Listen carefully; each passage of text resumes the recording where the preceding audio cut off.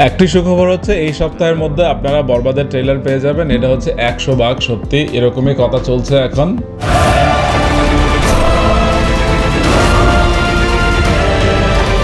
সোম কি মঙ্গলবারের মধ্যে বরবাদের ট্রেলার হয়তোবা পাবলিশ করা হবে। এখন কথা হচ্ছে যে বরবাদ আসলে কতটা হাইপ তুলতে পেরেছে। আমার মতে বরবাদ মোটামুটি ভালোই হাইপ তুলতে পেরেছে, সেটা বরবাদের টিজার দিয়ে হোক। টিজার একটি ধামাকা তৈরি করেছে, এটা ঠিক, এবং একটি গান মুক্তি পেয়েছে। দিদা গানটিও কিন্তু খারাপ হয়নি, দিদা গানটিও চারদিকে শোরগোল চলছে, এবং ফেসবুকে কিন্তু ছোট ছোট শর্ট কিংবা রিলস বানানো হচ্ছে এই দিদা গানটি দিয়ে। তো এর মধ্যে ধারণা করা যাচ্ছে যে বরবাদ মোটামুটি আম পাবলিক খেয়েছে। কিন্তু এখন সবচেয়ে বড় কথাটি হচ্ছে যে বাংলাদেশের আম জনতা কি বরবাদের খবরটি পুরোপুরি জানে কিনা। যারা হচ্ছে সিনেমা লাভার কিংবা হচ্ছে সাকিব লাভার, তারা বরবাদের খবর অবশ্যই জানে, কিন্তু একজন আম পাবলিক যারা হচ্ছে সিনেমা শুধুমাত্র ঈদের মধ্যেই দেখে, তারা কি বরবাদের খবর পেয়েছে? উত্তর হচ্ছে পুরোপুরি না। কারণ হচ্ছে বরবাদের টিজার যতটা ওয়ার্ক করেছে, গান যতটা ওয়ার্ক করেছে, এর মধ্যে কিন্তু বরবাদের ছোট ছোট কোনো ক্লিপ বা হচ্ছে ছোট ছোট টিজার আসা দরকার ছিল।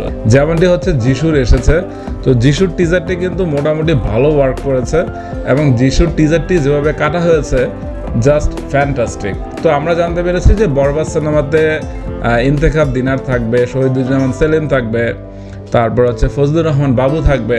তো এইসব ক্যারেক্টারগুলো যদি মোটামুটি ছোট কিছু টিজারের মাধ্যমে আসতো, আমার মনে হয় যে সেটা মার্কেটকে আরও গরম করতে পারতো।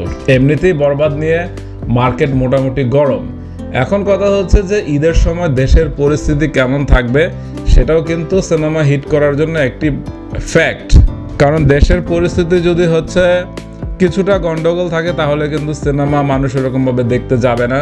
তো আশা করা যাচ্ছে যে ঈদের সময়টি দেশের পরিস্থিতি মোটামুটি ঠান্ডাই থাকবে, এবং সবগুলো সিনেমাই মোটামুটি হিট হবে। যেহেতু বাংলাদেশের সিনেমা এখন দুটি উৎসবে মুক্তি পায়, এক হচ্ছে রোজার ঈদ, দুই হচ্ছে কুরবানি ঈদ।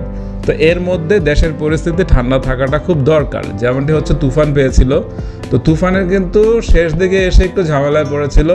তো প্রথম 1 মাস 2 মাস কিন্তু তুফান ভালো ব্যবসা করেছে।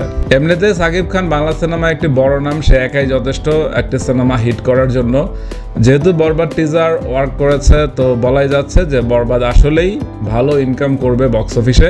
এখন শুধু হৃদয় যদি আমার ভিডিও দেখে থাকেন, তাহলে বলবো যে বরবাদ সিনেমার চিত্রনাট্য এমনভাবে সাজাতে হবে যাতে সিনেমার কোথাও হচ্ছে বোরিং ফিল না হয়।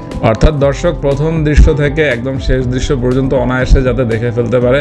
এমনি কিন্তু বরবাদ নিয়ে চারদিকে একটি আলোচনা বা সমালোচনা চলছে, সেটি হচ্ছে বরবাদ সিনেমা অনেকেই প্রিমিয়ার নাকি দেখে ফেলেছে।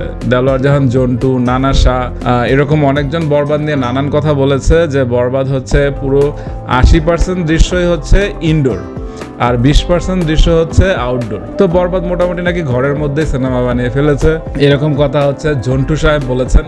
তো জন্টু বরবাদ দেখেছে যে পুরোটাই হচ্ছে অ্যাকশন, গল্প ওরকম নেই, সোশ্যাল মেসেজ নেই। তো এখন দেখা যাক বরবাদ আসলে যখন মুক্তি পাবে তখনই খোলাসা হয়ে যাবে যে বরবাদ আসলেই নিম্নে 50 কোটি ইনকাম করতে পারবে কিনা। তো আমার কাছে যে মনে হয় যে বরবাদের গল্প যদি ওয়ার্ক করে, এবং সাকিব খানের চরিত্র নিয়ে আমার সন্দেহ নেই, এই লোকটি জিনিয়াস, প্রতিটি ক্যারেক্টার সে ভালোই বিল্ড আপ করতে পারে। তো শুধুমাত্র সাকিব হচ্ছে বরবাদে ভালো করলে হবে না, তার সাথে যারা কো আর্টিস্ট থাকবে তাদেরও ভালো করাটা দরকার। তো এখন বরবাদের ট্রেলার এসে যাচ্ছে, সেটাই হচ্ছে মূল কথা। তো বরবাদ ট্রেলার যখন আসবে তখন আবার কথা হবে। তো ততক্ষণ সবাই ভালো থাকুন, সুস্থ থাকুন, বাই।